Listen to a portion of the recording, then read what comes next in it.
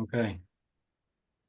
Hello, Abu. Hi, Stephen. Hi, Abubakar AlHassan, a Yes, geopolitical analyst based in Abuja, yes. and hosts a podcast about regional geopolitics. Geopolitics with Abu, mostly about African geopolitics and security stuff, like Great. just a perspective from the African side. And what is your background? Um, uh, I'm a geopolitical and intelligence analyst with a regional focus for Africa. Mhm. It started back when I was young and I was interested in international relations, always watching the news, always watching CNN with my dad, and all, which made me very, very interested in what is going on in the world. Mhm. The war in Iraq too was a very, very Yeah. turning point in 2007. Uh, so after that, after I finished school, I decided to pursue a career in something in international relations. I didn't even know what geopolitics was then. I just knew that this was my path, and I kept on going. So I had a mentor that asked me to join LinkedIn and keep posting stuff, which I was doing. And then from there, I started getting some jobs. I was very, very fortunate to get a role at Geopolitical Futures, which was founded by George Friedman, the international renowned podcaster, Mhm. international renowned geopolitical analyst. Sorry. So I from there I started from there I worked with some security companies like Bulwark and Riley Risk, and then I decided to in the midst of this I decided to start my own geopolitical podcast because I felt that I wanted Africans to hear the voice. I wanted the world to hear the voice of Africans in Mhm. terms of geopolitical analysis through the lens of an African voice. Geopolitical analysis on Africa, from Africa, and in Africa. Yeah. And what guests have you had on your podcast? Yeah. What Sorry, I are didn't hear some you. of the guests who are some of the guests who have been on your podcast? I've had two guests so far. One of them was Yusuf Bupa. He was my former colleague at Bulwark. We spoke about the Trump. That was before when Trump got elected, and there was a lot of uncertainty about what his policy towards Africa would be. So me and Yusuf attempted to predict what to be, and coincidentally, most of the things we said was going to happen in the podcast has happened. So if you go back and look at the podcast and what we said was going to happen, most of it did happen. Which of your And then predictions? so yeah, most Which of my projections that we what? said we said he was going to cut funding to international institutions, and he did. You said off the table. We said it was going to be a transactional foreign policy approach, and Mhm. it was actually a transactional Absolutely. foreign policy as we've seen so far. And we predicted that there will be because of the importance of critical mineral resources that we are going to predict nationalism from African companies, resource nationalism from African Mhm. countries towards their resources. More shares for their resources, and we're already seeing it happening. And some countries are already even offering it as a form of security guarantees, just like we've seen in DRC. Mhm. So, for my second guest was a very, very, very renowned and popular uh, African geopolitical analyst based in Ghana, Fidel Owusu, who is the CEO of DevSec, a consultancy he founded last in March 2023 to give a strategic advice in security and defense matters in Africa. And we did a rundown, a geopolitical security prediction rundown for 2025, where we attempted to analyze how how African geopolitics and security landscape will be moving in 2025. Fidel was of the opinion that in the Burkina Faso and other military junta across West Africa, we are going to see civilian-led civil societies protesting uh, for transition into civilian routes, and we are seeing some of it in uh, in Burkina Faso. We're already seeing some of Mhm. that. We're also seeing that in Guinea too, and then we're likely to see that in Niger too, and all that. And so there, so we've been doing good stuff at the geopolitical Yeah. with Abu podcast. And I want the viewers to, stay tuned for more exciting content coming through soon. What are some of these implications of the civil society movements? Oh, sorry, I didn't get you. What the implications of what? Of these civil society movements that you mentioned in Burkina Faso and Guinea and Yeah, Niger? in Burkina Faso, it was, I think, yeah, no, in Burkina Faso, it's more of the journalists. They are protesting and they are protesting the lack of freedom of expression right that we've seen. We also saw that happening in Guinea last year, but we are seeing it now intensifying in Burkina Faso. And in Guinea too, the junta, Guinea's situation is different because they are the produce like one of the largest producer of bauxite. Bauxite is a is important for airplane frames, very very important industry. So, which is why one of the reason why the junta in Guinea seem to have more Western support than their counterparts in their landlocked counterparts in Niger, Yeah. Burkina Faso, and Mali. So we are seeing protests by civil societies calling for transitional programs to civilian rules, and we are seeing them brutally repressed by the Guinean regime. Recently, some generals that were locked up for crimes were released. I think it was a way of sending message to the civilian groups that he's not going to accept dissent, and he knows that he has the international community behind him. But we are still going to see more because when people rise up and say they are not afraid of the gun any longer, we see revolutions happen. That is why we see revolution happening in Libya and Syria and all Mhm. that. So, in my own prediction, we will still see more uh, protests by this civil society group going forward. What kind of support is the junta getting from international allies? Uh, Support in the sense that those bauxite is needed. So we are not saying the kind of sanctions that we are seeing in Burkina Faso, Niger, and Mali. We are not seeing those kind of sanctions in Guinea because they have resources that are very, very important to the international economy. Just like I mentioned, bauxite. Bauxite is very important in the aluminium industry Mhm. and for airplane frames that I mentioned, and it is used to make airplane frames. Very, very important.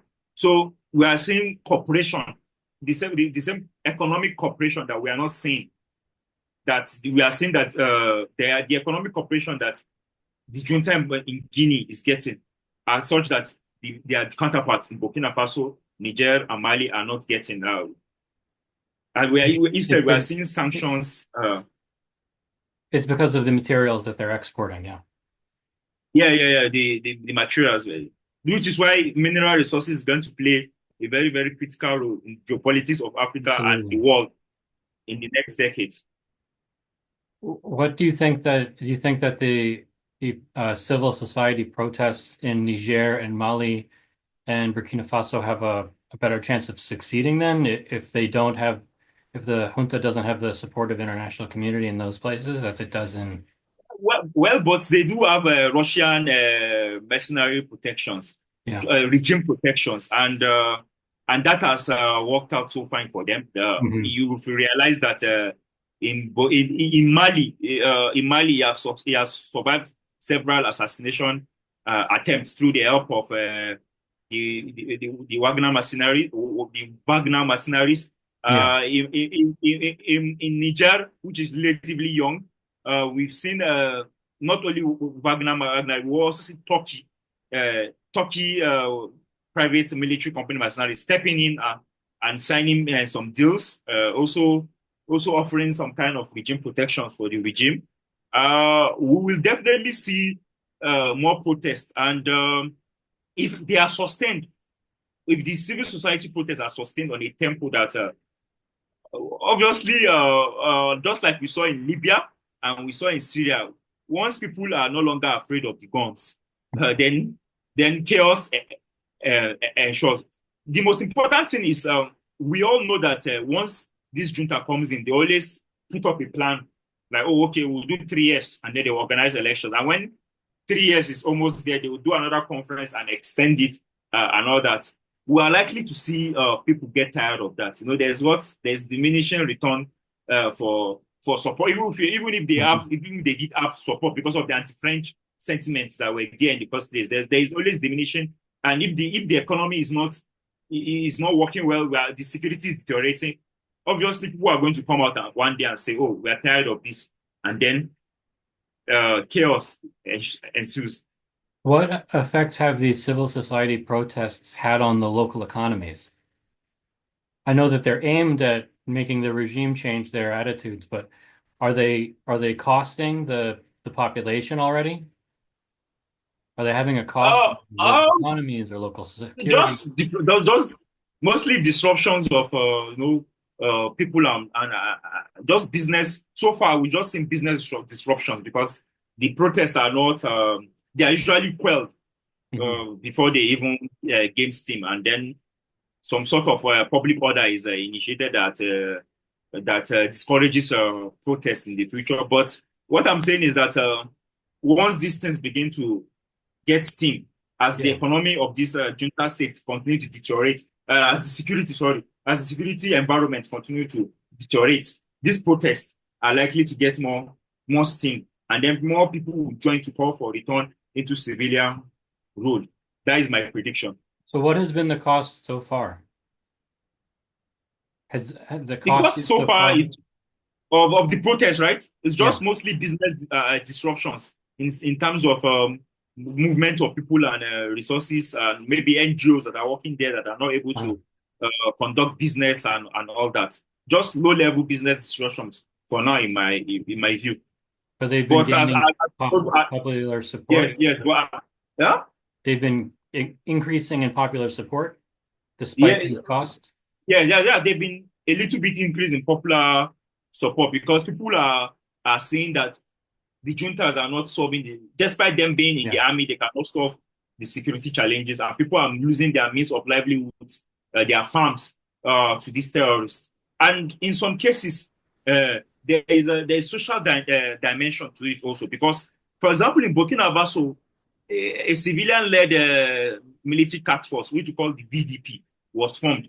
But there is ethnic colorations because it is due to the conflict dynamics. The Fulanis are mostly likely to join